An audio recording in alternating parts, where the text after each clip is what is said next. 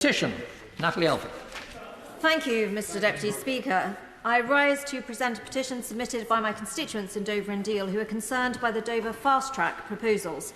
This petition has attracted around 750 signatures led by Father Leo Ehler and petitioners and parishioners from St Paul's Roman Catholic Church in Maisonneuve Road, and it's supported by the Diocesan Bishop, the Right Reverend Paul Hendricks.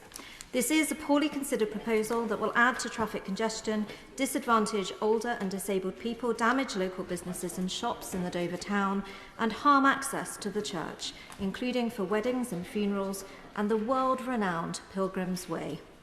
The petitioners therefore urge the government to call on Dover District Council and Kent County Council to rethink the planned Pencester Road fast-track proposals. And the petitioners remain, etc.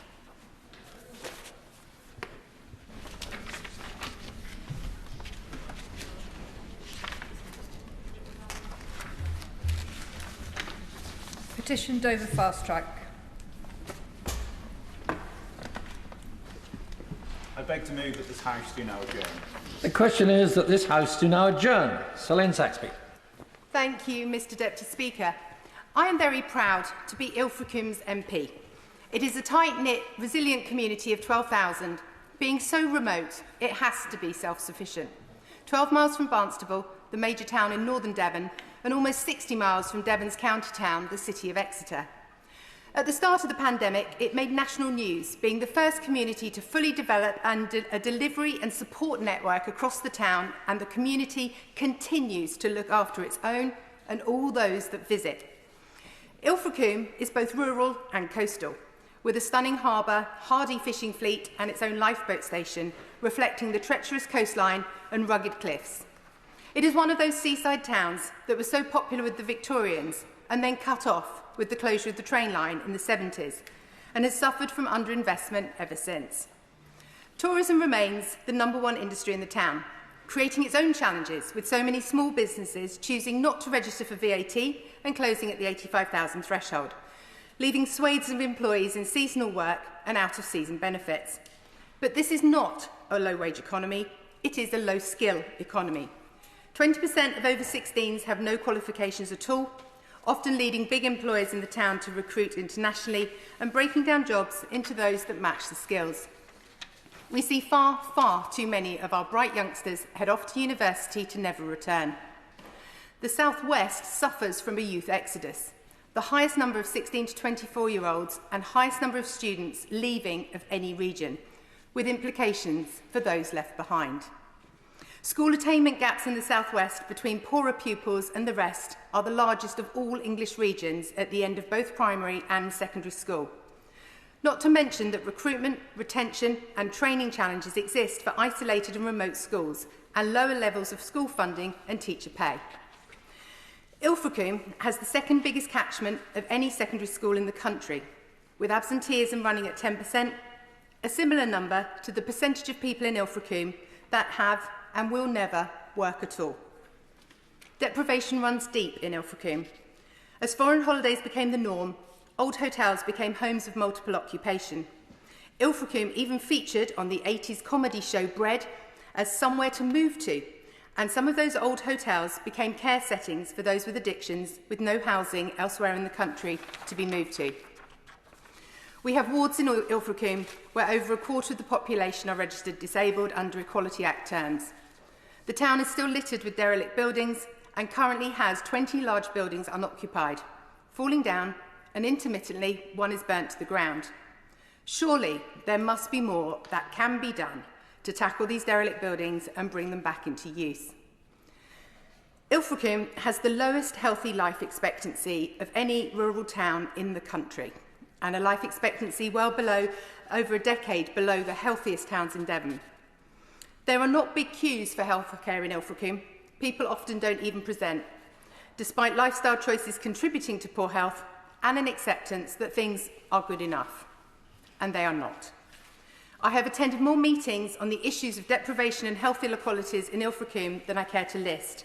People care deeply about the issues in the town, but solutions are hard to come by, which is why I come to this chamber to ask the Minister and his department to help. We were elected on a manifesto of levelling up, and Ilfracombe, clearly on any metric whatsoever, needs levelling up. Yet the resources to tackle the root cause of the problem are not forthcoming. Having seen endless pieces of analysis, primarily the issue is housing. Shockingly poor housing. 37% of the population rent in Ilfracombe. Given we have no university students, this is staggeringly high.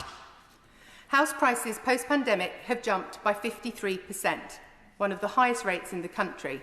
Understandably, it is a beautiful place to live, but to suffice to say, wages have not increased by the same levels.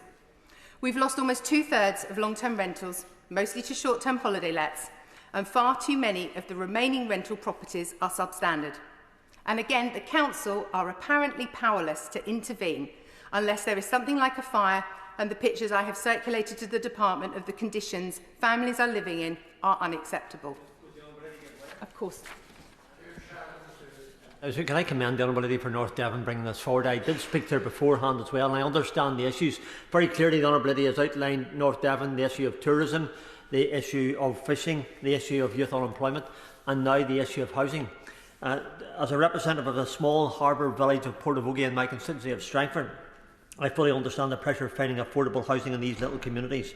Does the Honourable Lady not agree that social housing in rural communities must be a priority to enable people to continue to remain with family support and the friendships that they've had and made over the years?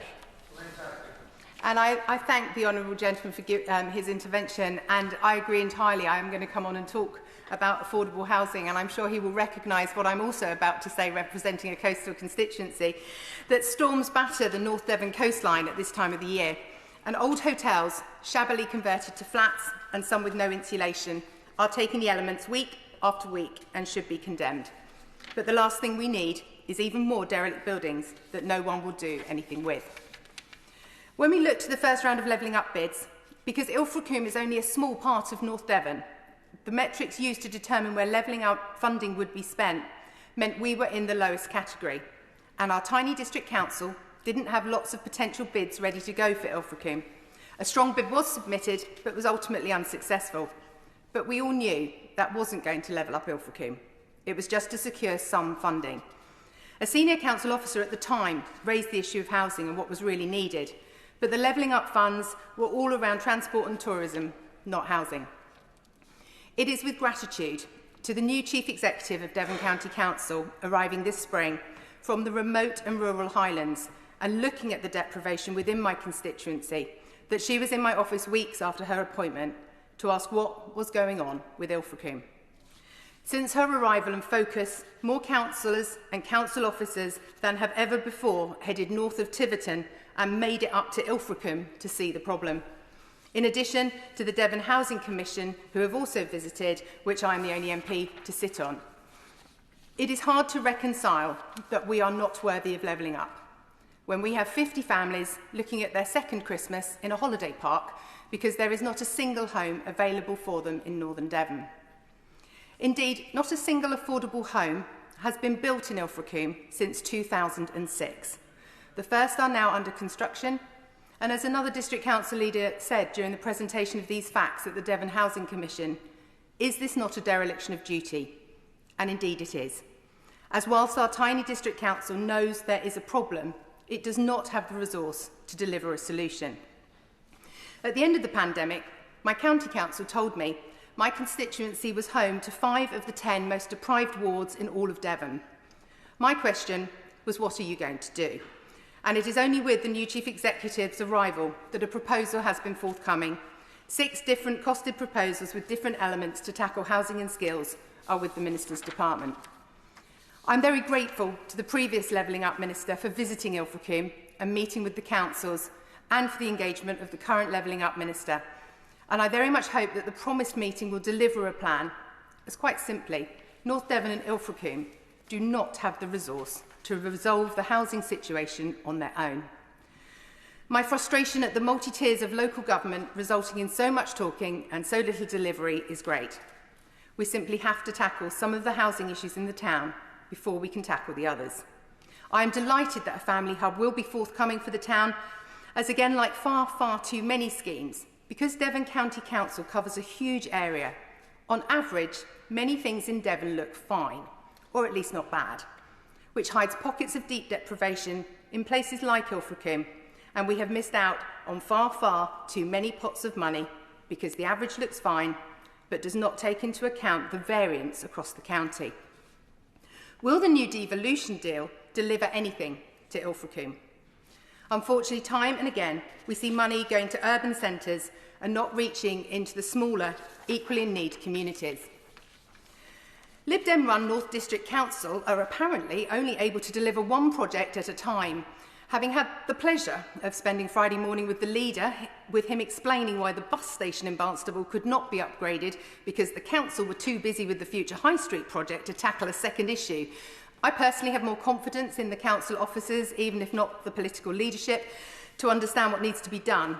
But there is a resourcing issue of both people and finance.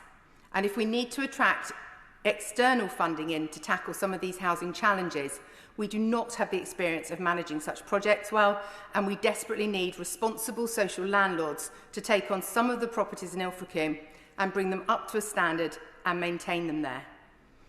I again ask the Minister, when will there be progress on the registration scheme for short-term rentals? And if he could ask the Treasury to level up the tax inequalities between long and short-term rentals to attract long-term landlords back to the market. As all that happens at present is we seem to get more properties to retire into, or we have second homes and properties being snapped up as holiday lets. As of yesterday, there were 19 rental properties being advertised on Rightmove in Ilfracombe and 803 on Airbnb. I know the Levelling Up Minister has told me there is not a fund that my council's bid can be accepted into at this time, but knowing deep dives have been done into other seaside locations which replicate Ilfracombe's position just on a far bigger scale, is there really no opportunity to look hard at these small coastal communities and the challenges they face? My father was head of a large coastal comprehensive in the middle of a council estate back in the 80s, and the issues he faced there were identical to the ones I faced in North Devon when I retrained to teach just ahead of my election to this place. We have to tackle social mobility and educational outcomes, but when you cannot afford to stay in your community because of a lack of affordable housing and businesses have no incentive to grow because of the VAT tax threshold, it is hard to drive aspiration as a concept.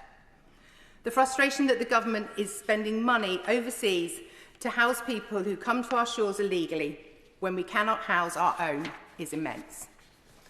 All I ask is that some resource is given to tackle what are shocking statistics at any level and leave Ilfracombe as the third most deprived rural town anywhere in the country. And we know from so many pieces of research the stats on coastal communities, and that we look to level up some of these smaller communities that are not big enough to stand out on national statistics. Levelling Up was supposed to reach into all communities, not just big towns and cities, and I am very proud of the Ilfracombe community. It has fantastic church and community leaders who work tirelessly to try and tackle the issues the town faces and look after their population. But given the long-term, intergenerational nature of the issues and the level of investment needed, we do need some help. Now we have a plan to tackle issues, we are a step further forward than when I first raised the issues of Ilfracombe in this place. I see no point trying to make political points out of this. For almost 20 years, nothing has been done by councils of all different colours to tackle the problem. It is this government that has highlighted the need to level up, and I very much want the next generation to be able to afford to stay and work in the high-tech green industries, hopefully coming ashore along our coast.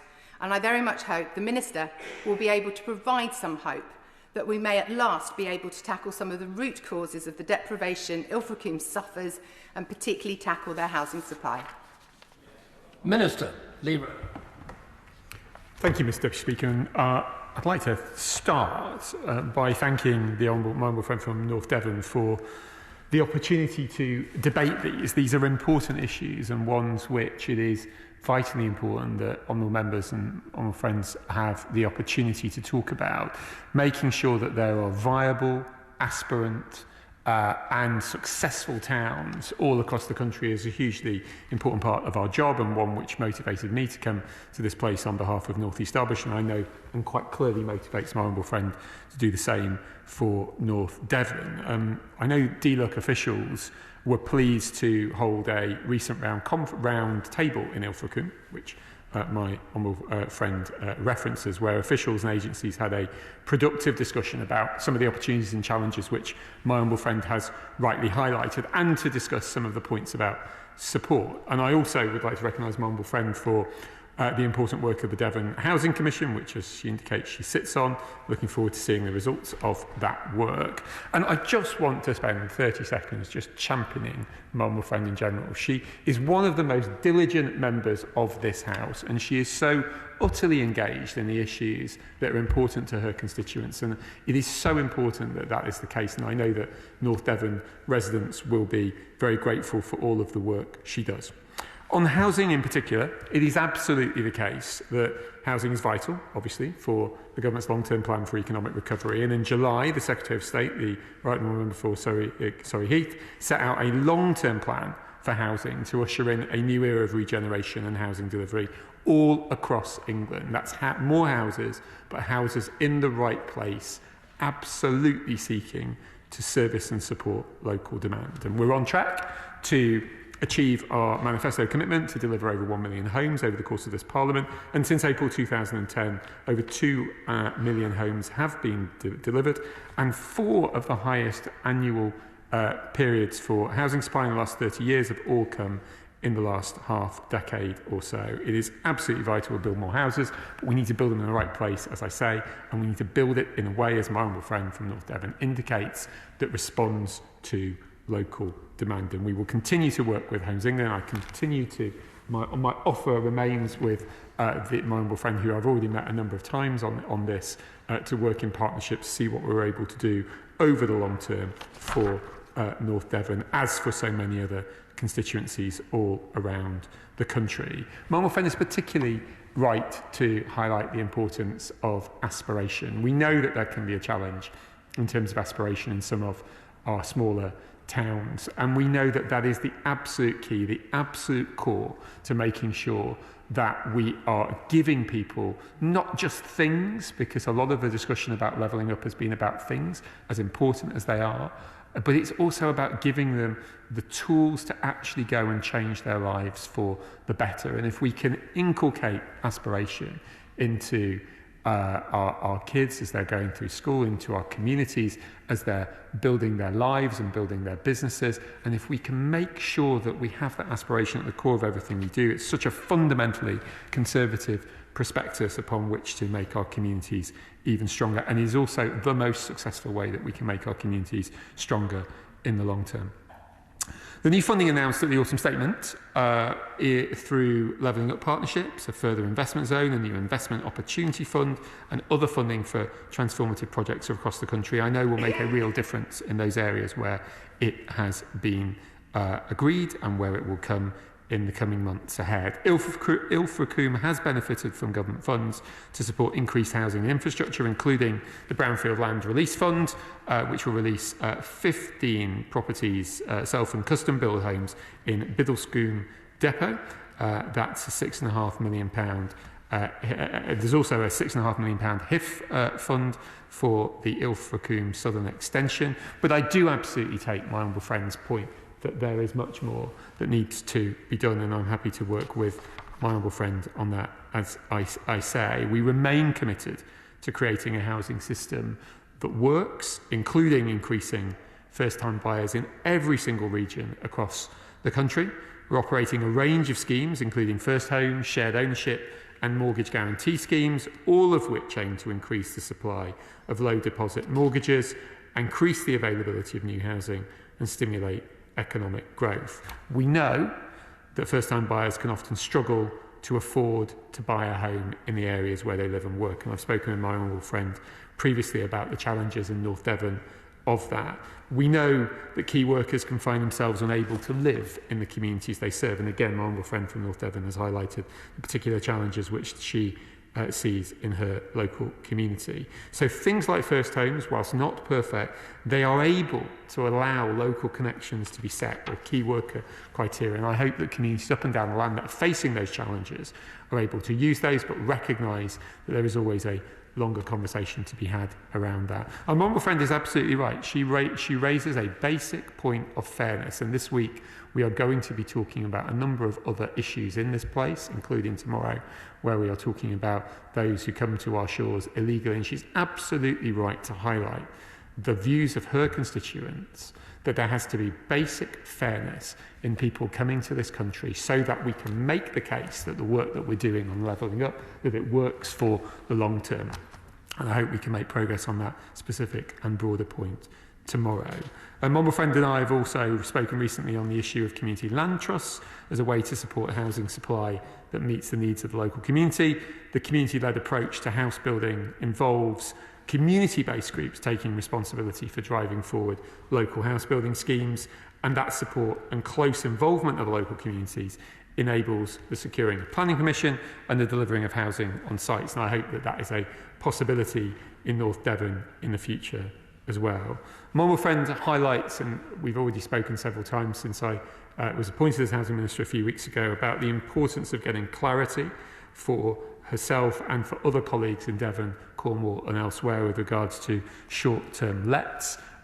In the debate that we had in Westminster Hall a number of weeks ago, we were talking through the importance of tourism for areas like North Devon, but also the importance of clarity about what is happening with regards to short lets. And whilst I'm still not able to give a specific timetable, the urgency which has been impressed upon us all in government from my friend and her colleagues in the South West to have clarity both about the register and then about what we intend to do with the planning use class has absolutely been heard, and we will try to move forward as quickly as we are able to do on that and to ensure that we give clarity to communities like North Devon as soon as possible.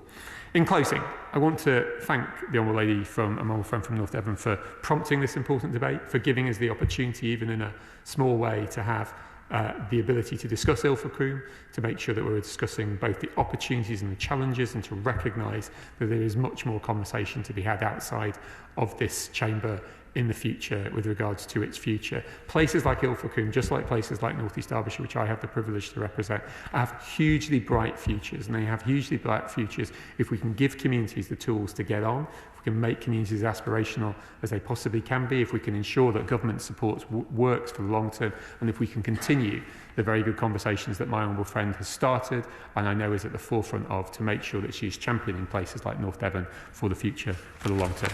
Thank you.